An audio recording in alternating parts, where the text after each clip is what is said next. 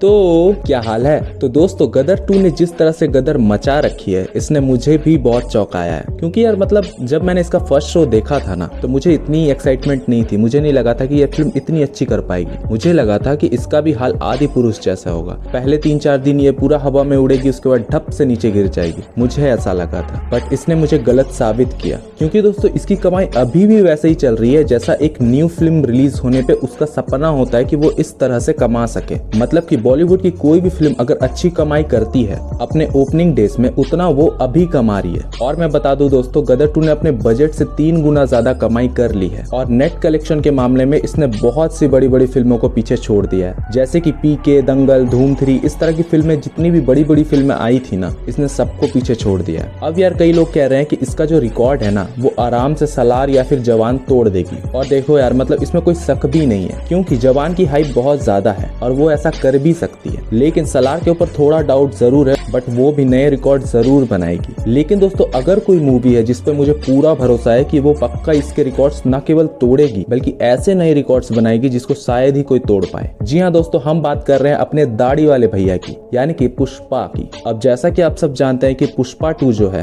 वो दिसंबर में आने वाली है। हाल ही में इसका एक टीजर सा रिलीज हुआ था। लेकिन दोस्तों मानो या ना मानो, हाँ जवान और सलार की हाइप है, लेकिन पुष्पा 2 से ज्यादा नहीं। और उस समय अगर आपको याद हो तो पुष्पा की कोई ज्यादा हाइप नहीं थी, फिर भी इसने अपनी ओपनिंग डेज में 65 करोड़ रुपीस कमाए थे, जो कि उस समय के हिसाब से सबसे ज्यादा थी। और इस समय जब सबकी हाइप बनी हुई है, पुष्पा 2 की हाइप तो मानो आसमान को छू रही होगी। इसके टीजर ने भी कई रिकॉर्ड्स बनाए थे। और इस समय जब पुष्पा की हाइप इतनी ज्यादा है तो आपको क्या लगता है कि मतलब ओपनिंग क्या छोटी मोटी होगी? भाई ये कहना गलत नहीं होगा कि इसकी जो ओपनिंग होगी ना वही 100 करोड़ होगी नेट में। ग्रॉसिंग या वर्ल्ड वाइड आप छोड़ दो, नेट में 100 करोड़ पार होगी। और इतनी की ओपनिंग तो खुद गदर 2 ने भी नहीं दी थी। अब लोगों को जल्द से जल्द पुष्पा 2 चाहिए। आप सोचो कि जब ये रिलीज होगी दिसंबर में, इसके अपोजिट में कोई भी नहीं रहेगा और इसे किसी भी तरह के क्लैश का कोई भी डर नहीं होगा। और यह डर हो भी क्यों? पुष्पा को डर कैसे हो सकता है? अब देखो, आप लोग अगर सोच रहे हो कि मतलब जवान और सलार भी ऐसा कर सकते हैं, तो यार उन लोगों को भी खतरा है। क्योंकि देखो जवान के 10-15 दिन बाद सलार रिलीज होगी और सलार के रिलीज होने के 10-15 दिन बाद वर्ल्ड कप शुरू हो जाएगा, जो कि इंडिया में ही हो रहा है। तो लोग ज्यादा मूवीज को प्रेफर नहीं करेंगे,